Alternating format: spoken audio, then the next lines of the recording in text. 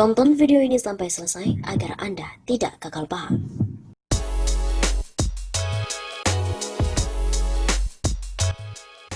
Viral di sosial media, Luhut dikabarkan kena COVID. Benarkah? Di sosial media beredar kabar bahwa Menko Luhut Binsar Panjaitan terkena COVID-19 dan saat ini sedang dirawat di rumah sakit militer. Info A1, Perdana Menteri kena COVID masuk rumah sakit militer. Kicau akun @kaviradikalis di Twitter pada hari Kamis 5 November. Netizen pun juga ikut bertanya-tanya untuk memperjelas siapa yang dimaksud dengan Perdana Menteri. Apakah Luhut? Siapa lagi memangnya? Masih aja nanya. Jawab akun tersebut yang merupakan aktivis buruh non-muslim. Seperti sudah menjadi rahasia umum, Menko Luhut dengan kewenangan dan sepak terjangnya mengurusi segala urusan kerap disebut dengan Perdana Menteri. Namun kabar Luhut terkena COVID ini belum bisa dipastikan. Kalaupun benar, kita doakan semoga lepas sembuh dan juga sehat, Pak Luhut. Pada hari Minggu 6 September, kantor Luhut WFH 14 hari karena 6 pegawainya terkena corona. Kemenko Bidang Kemaritiman dan juga Investasi atau Kemenko Marves akan menerapkan kebijakan kerja dari rumah alias work from home WFH karena menyusul adanya pegawai yang terpapar corona. Pelaksanaan WFH tersebut dimulai dari 7 September sampai dengan 21 September. Namun jangka waktu tersebut dapat dievaluasi lebih lanjut sesuai dengan perkembangan yang ada. Surat edaran tersebut dikeluarkan untuk menangani permasalahan COVID-19 yang ada di Kemenko Marves.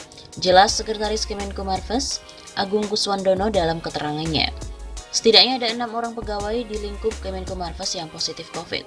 Hal ini berdasarkan hasil pemeriksaan tes swab yang dilaksanakan pada tanggal 3 September 2020.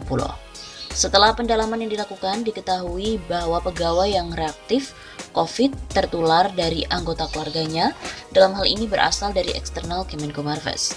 Pelaksanaan WFH ini dilakukan sesuai dengan Surat Edaran Nomor 20 Tahun 2020 tentang pelaksanaan bekerja dari rumah dalam rangka pencegahan penyebaran COVID-19 di lingkungan Kementerian Koordinator Bidang Kemaritiman dan Investasi.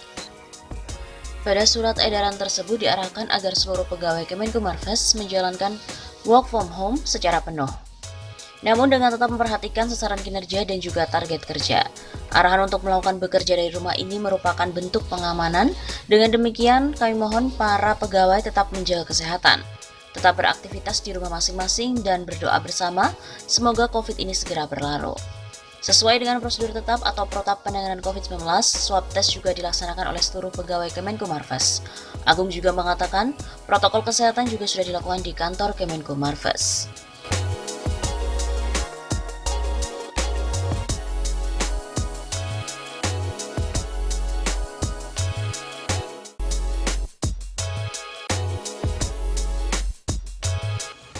Jokowi memang seharusnya mencopot Menteri Luhut, di mana ia tetap menggarap ibu kota baru di tengah wabah corona. Wah, sungguh mengerikan. Persiapan pemindahan ibu kota negara yang terus dijalankan dinilai tidak tepat dilakukan oleh pemerintah di tengah pandemi corona atau COVID-19. Diketahui pemerintah melalui Menteri Koordinator Bidang Kemaritiman dan Investasi, Luhut Binsar Panjaitan memastikan pemindahan ibu kota tetap berjalan. Bahkan kementerian terkait sudah melakukan komunikasi dengan beberapa investor untuk pemindahan ibu kota ke Kalimantan Timur. Pernyataan Luhut ini seolah menutup mata dengan kasus pandemik corona. Begitu kata Direktur Eksekutif Lembaga Analisis Politik Indonesia, Maximus Ramses Lalongkoe, pada hari Minggu 29 Maret kemarin. Harusnya, kata dia, pemerintah bisa lebih peka terhadap kekhawatiran yang tengah dialami oleh masyarakat.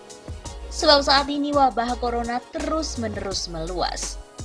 Berdasarkan data per hari ini, jumlah pasien yang dinyatakan positif corona mencapai 1.285 dengan pasien meninggal 114 orang. Mereka sebagai penguasa seharusnya menghindari dahulu pernyataan-pernyataan yang justru mendapatkan kritikan publik di tengah situasi bangsa yang dilanda bencana dahsyat, bencana yang tak lazim, sehingga hal ini mengganggu aktivitas perekonomian masyarakat.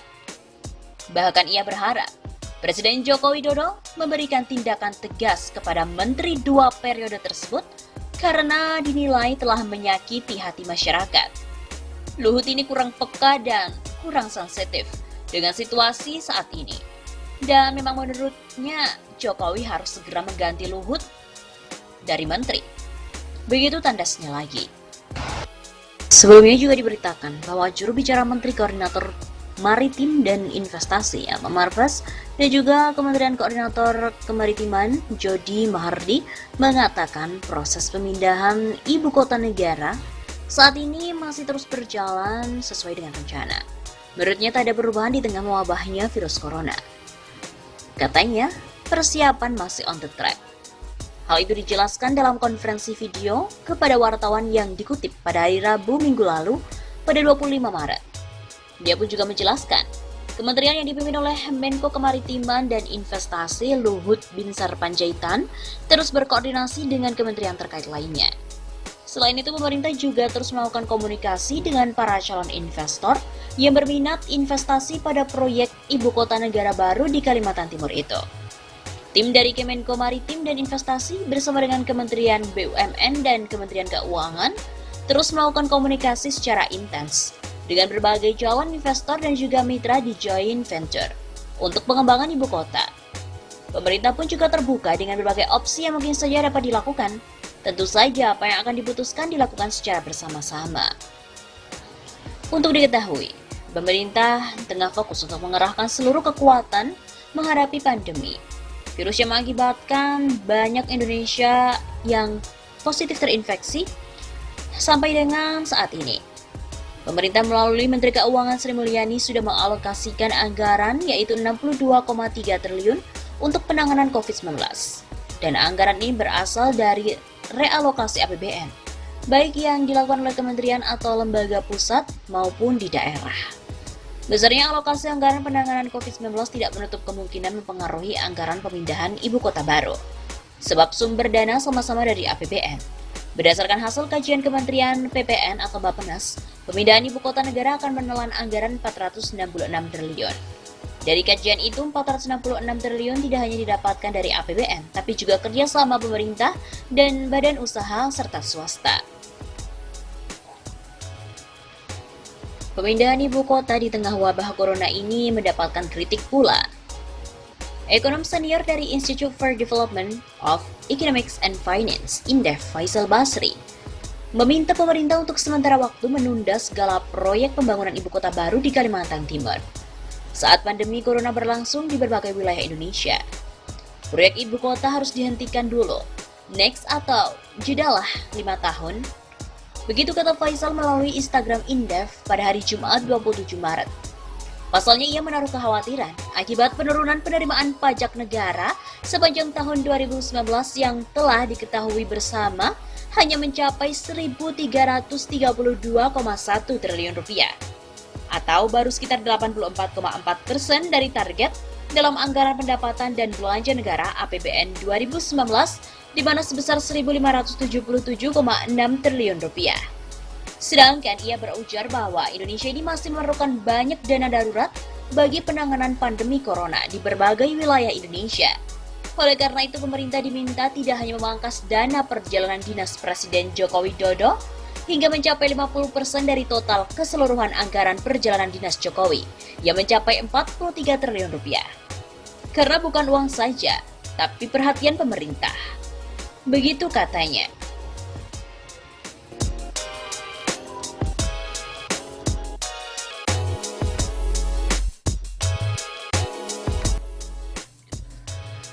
Jadi dagelan, Luhut kocar-kacir. Dengan garangnya Luhut Binsar Panjaitan, yang populer dengan opung LBP ini menantang debat siapa saja yang tidak setuju dengan melonjaknya utang negara.